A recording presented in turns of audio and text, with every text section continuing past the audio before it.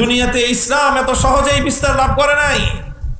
শাইখুল হাদিস আল্লামা আজিজুল হক রহমতুল্লাহ আলাইহি আমার আব্বাজান বলতেন একটা কথা আক্ষেপ করে, যে আজ আমরা বাংলাদেশে ঘরে ঘরে বসে ইসলাম পেয়েছি, ইসলাম তো বাংলাদেশে আসে নাই।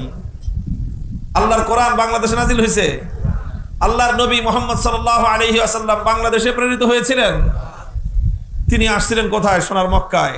হিজরত করছেন মদিনায়, মক্কা মদিনা, সেখানে তিনি জন্ম নিয়েছেন, সেখানে তিনি মৃত্যুবরণ করেছেন। কোরআন নাজিল হয়েছে আরব দেশে, সেই আরব দেশ থেকে বাংলাদেশ ৬,০০০ কিলোমিটার দূরত্ব। এই ৬,০০০ কিলোমিটার পথ পাড়ি দিয়ে ইসলাম আমার কাছে আপনার কাছে কিভাবে এসেছে, কিভাবে এসেছে?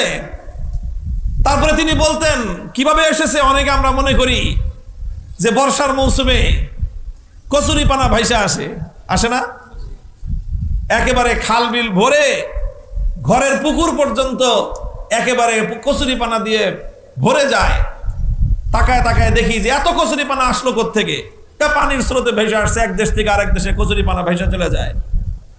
হ্যাঁ, কচুরিপানা ভাসার জন্য নদীর পানির প্রয়োজন হয়। কচুরিপানা এক দেশ থেকে আরেক দেশে যাওয়ার জন্য নদীর স্রোতের প্রয়োজন হয়।